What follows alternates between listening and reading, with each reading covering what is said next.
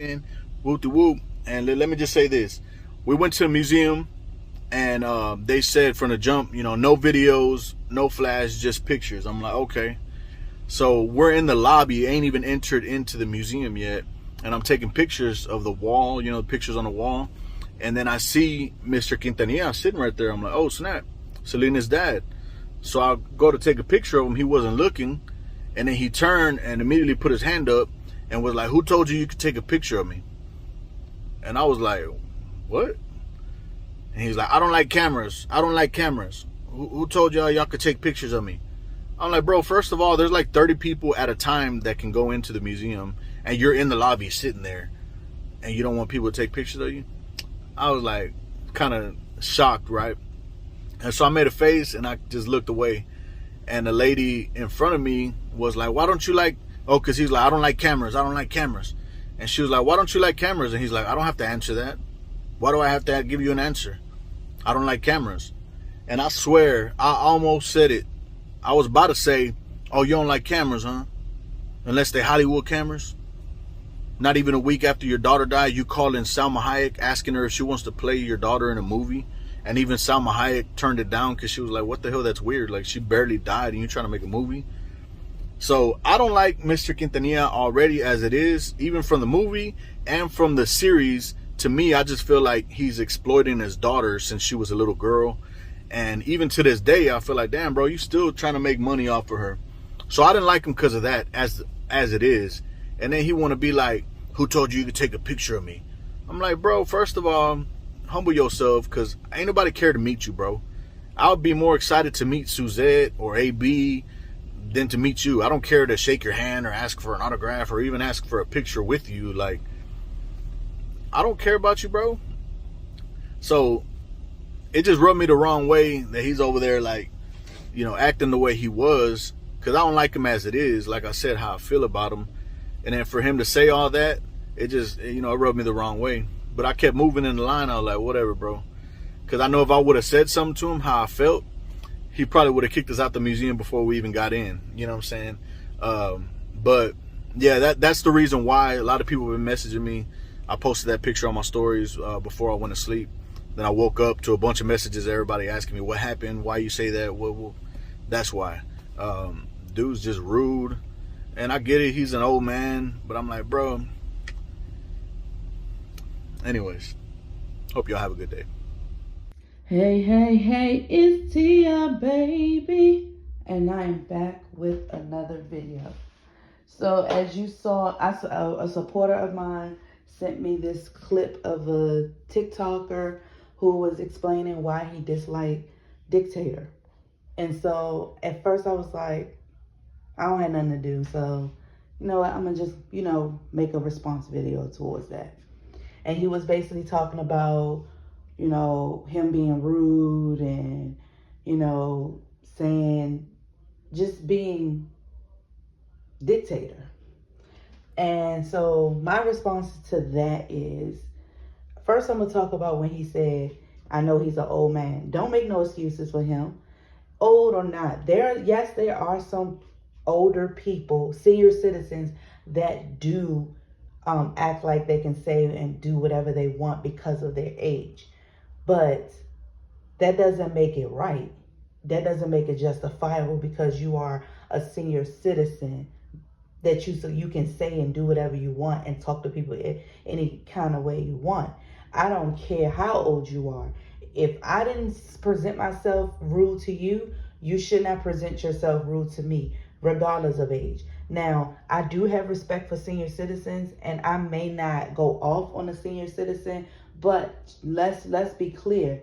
If they talk to me, if a senior citizen comes up to me, if I'm asking them a question politely, and I'm asking them a simple question, not a rude question or disrespectful question, I don't expect to have a disrespectful or rude response. And if they do come off of me rude like he did, I'm gonna be like, "Ma'am, sir, I understand that I don't know where this I don't know where this type of attitude came from, but all I asked was X, Y, and Z. You did not have to come and talk to me that way, especially if I didn't come at you like that. I understand that you are, I respect my elders, but you still are a human being, and I am too, and I deserve respect. If you want respect being spoken towards you, then you need to show respect for others, regardless of age. And that's how I would take it, minus the stuttering, because I had to think, on the top of my head of how I would respond. So excuse that. But yeah, it doesn't matter how old you are, you still should respect other people. People are people. And maybe, yeah, granted, some people react because they may have had a bad day, and I get it. We may not know what somebody's going through, and they probably not meaning well. They probably didn't meant to, act or say a certain thing. And because I have been at fault with that, where, something has rubbed me the wrong way, or I had a bad day, and somebody, out of, not knowing that I may have gone through something, or going through something, or thinking about something that may have pissed me off, and they may have came at the wrong time, and they may have gotten,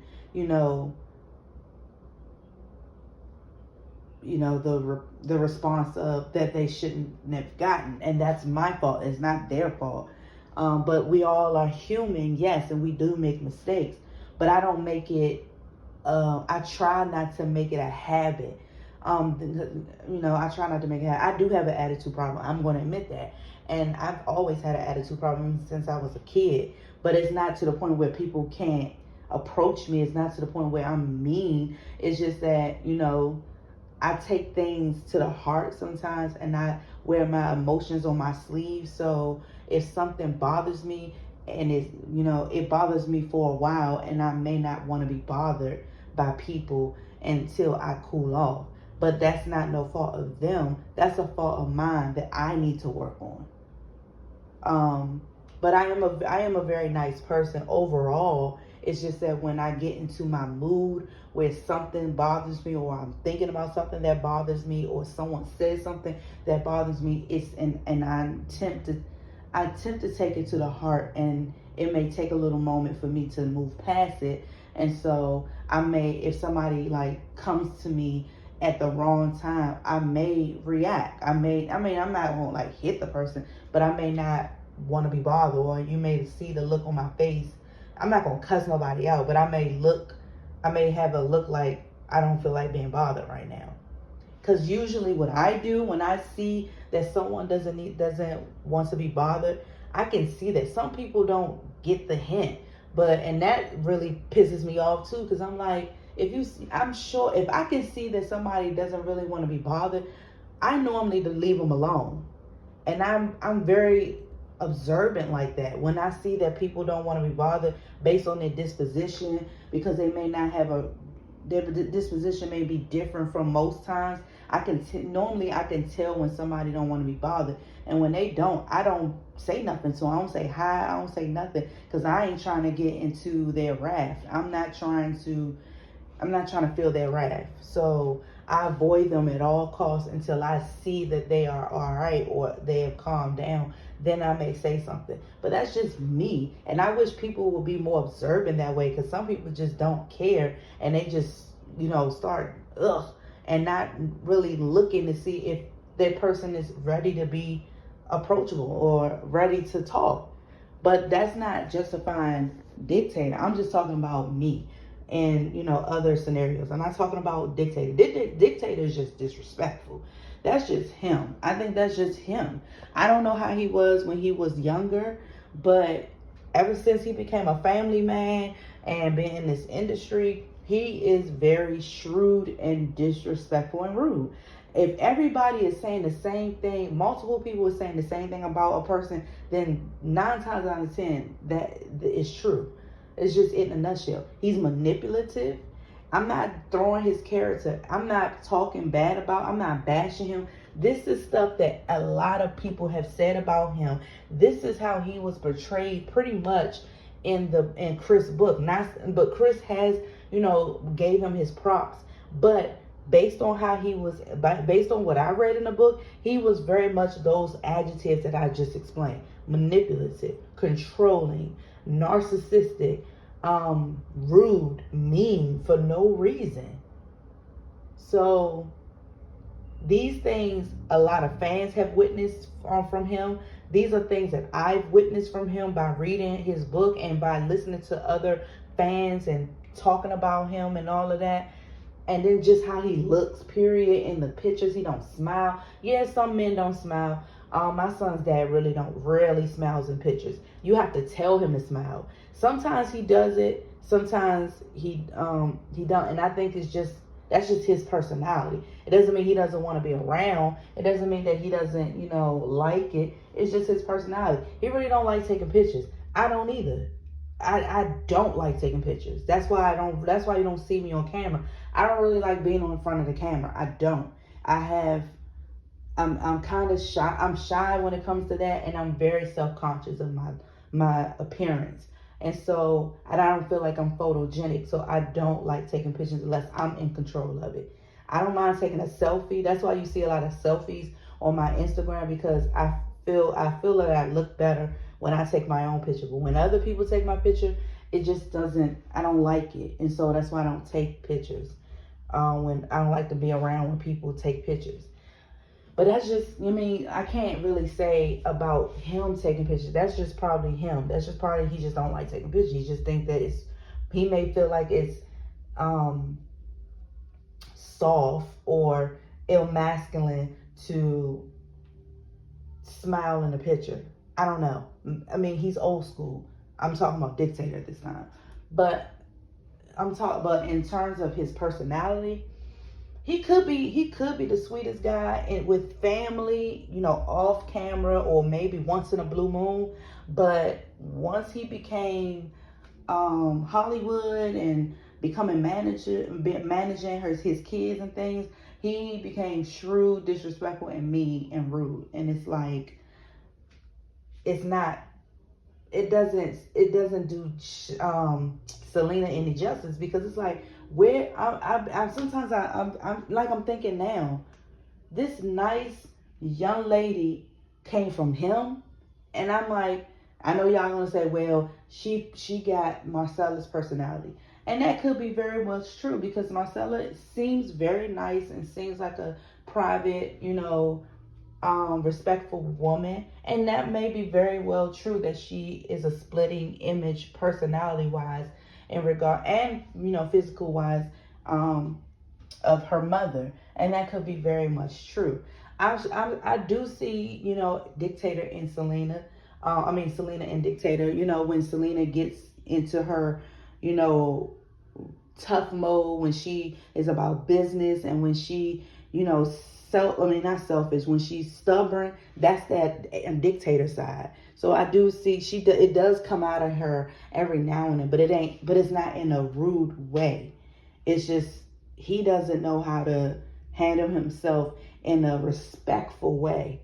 And I don't know, but I will not put down that because he's elderly, that is the reason why he acts like that. He's been acting like that since he started, the music business with his kids. He was not that old. He was in his 50s, like 40s and 50s then. So that wasn't considered senior citizen. He was still acting like that. So I'm not going to put that on him. I'm not going to put that as a justification. That's just his personality, and it's not becoming at all. Now, for him to sit there, for him, he should be on his best behavior at all times when fans come and visit his daughter at the museum that they built for his daughter. First of all, if he's all about money, then he definitely should be good to her fans, because they're here for her. They're here to support her and her family. So therefore, monetarily wise and supportive wise, when it comes to music and all of that. So he should be on his very best behavior with her fans. Those are her fans that's coming in to see, Selena's legacy and everything. And he's disrespecting her fans.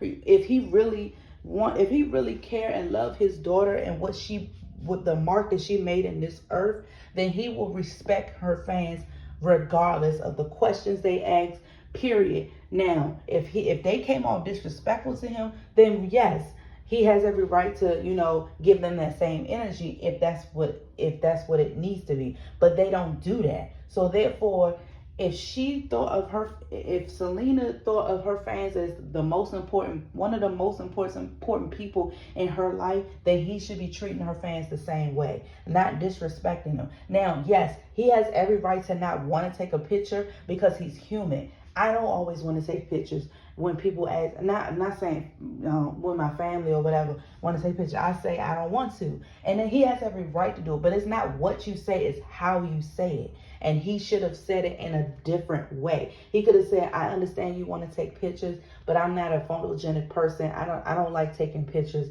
I can sign I can sign an autograph for you.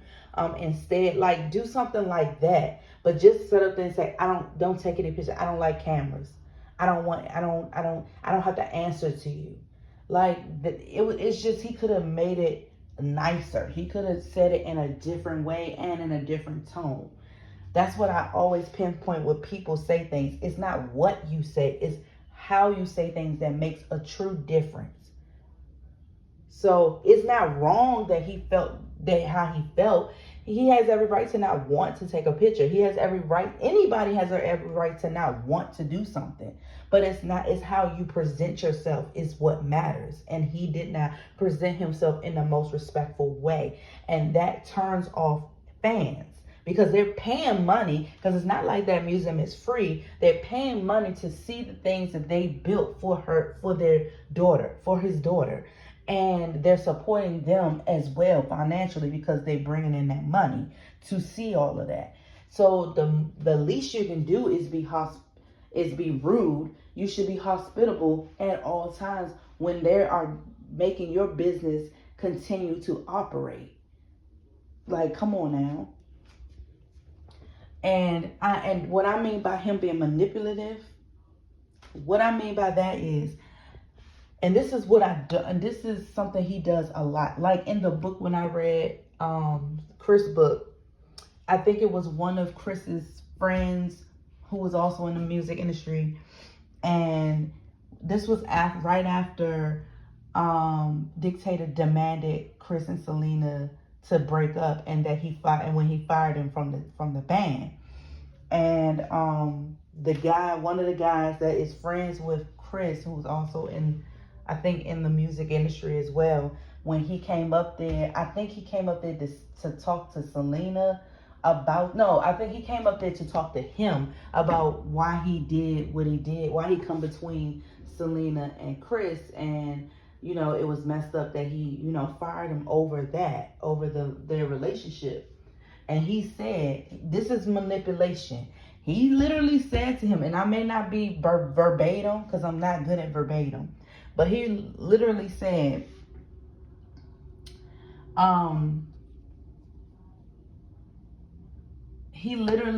that I will tell Selena so and so and so. I don't know what she said he told the guy, I will tell Selena blah, blah, blah, blah, and Selena will believe me. You guys may remember what he said because y'all good at that. I'm not good at it. I haven't read the book in almost a year now. It's almost been a year now. And I don't always remember every single thing I read. But that's manipulation. Basically saying, if I tell Selena that this happened, she will believe me. That's manipulation. That's manipulation. And especially when he knows that that's not true. But he's going to convince her to believe him because because that's manipulation. And he did that a lot. He did that to him. He did that to Chris. He did that to Selena. He probably did that to Yolanda. Like I wouldn't put it past him that, he said that same manipulation trick. Oh, I know you're, because, this is a theory. It may not be true, but this is a theory. What if he really did steal from Selena's boutique, Dictator, but pinned it on Yolanda, and Yolanda knew about him stealing or caught him stealing, and he said, if you say something, I will say you did it and they will believe me. I would not put it past him. I would not put it past that he did that. Or he probably did do that and probably still told people that she stole the money and they did end up believing him. And, he told Yolanda, if you say anything, I will ruin you. I will ruin your career. I will ruin your reputation. I will ruin your life. But he probably still didn't feel comfortable with that being over, with her knowing. So he pinned it on her anyway. I'm not saying that it's true. And this is allegedly. I'm just saying that it could be. I can see that happening. I can see that being, because he's good. He manipulates people to get what he wants. So I can see that happening, but I'm not saying that that's true. Off the record, I'm not, and on the record, I'm not saying that that is true. This is just a theory of mine. That is it, and that is all. But I would not. But if that were to come to light, I wouldn't be shocked. I wouldn't be shocked, because, and that's his own fault that people think that way about him, because it has been said that he has said things like that to people. I will say this, and they will believe me. They wouldn't believe you, because they will believe. I know they will believe me because I asked. That's how he talks to people. So he can't blame nobody for making theories about him or thinking this way about him, because he's talked this way to people. He's rude to people when no one has done anything to him. I don't know if he's been hurt. I don't know how his childhood, because everybody as an adult, and I don't give a care how people can disagree with me or not, the way a person acts as an adult represents their traumas from childhood, whether it's infancy,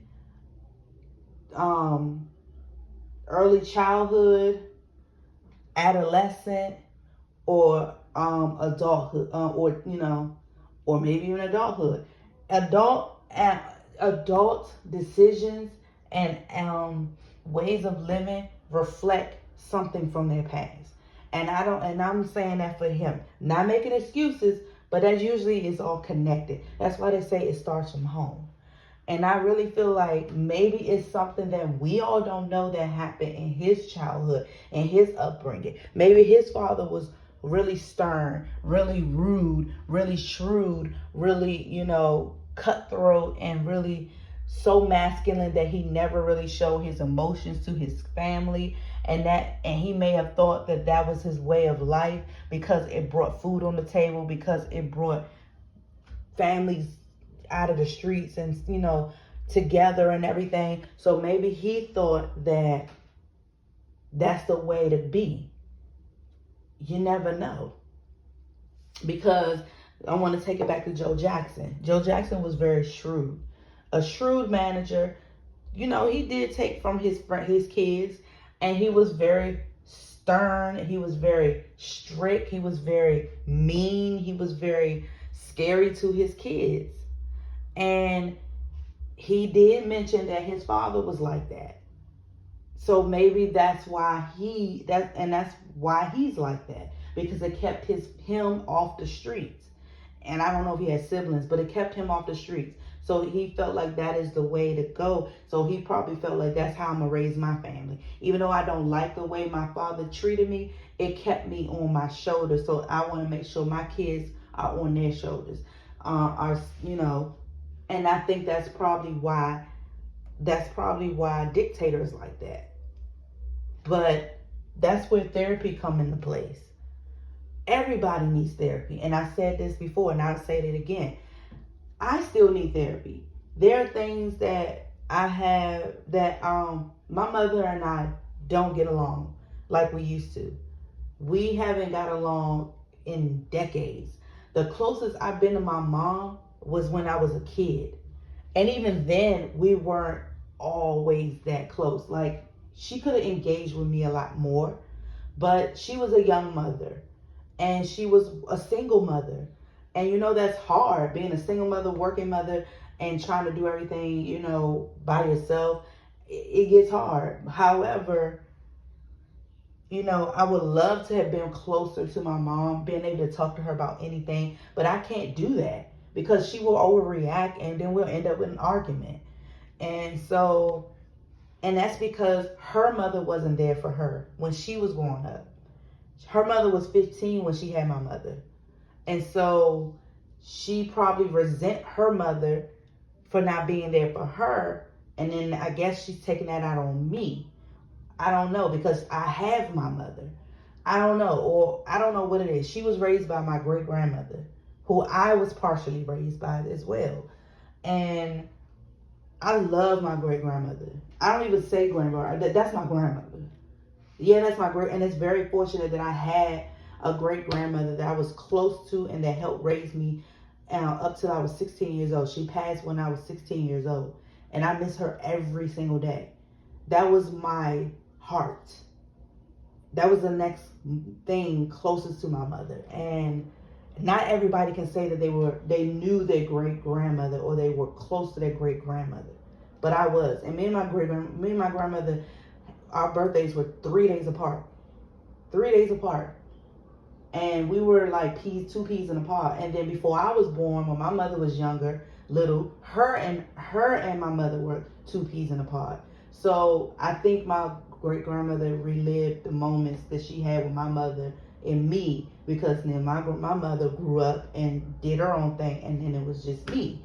So I mean, and if it was, that's fine, it's cool. But I mean, it's just, it happens. People, traumatic households reflect how you are as an adult.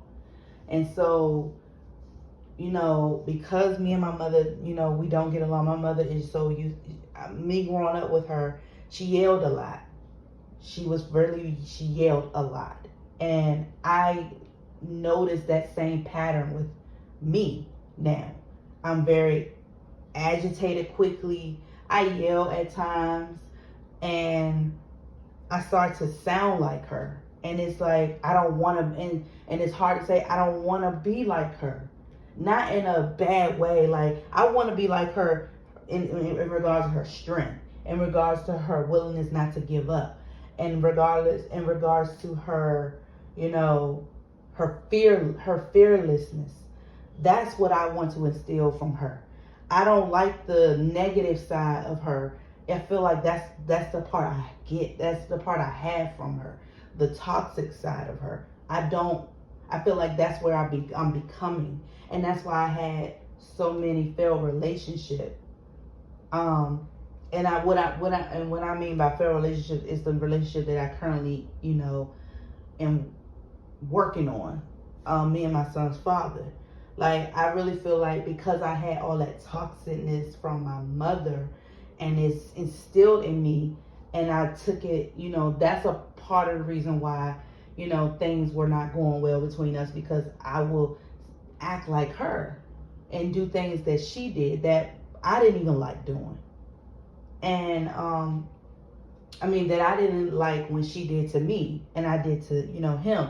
And also, my high school sweetheart, the way he treated me, and I took that trauma and poured it into him, and that wasn't fair to him.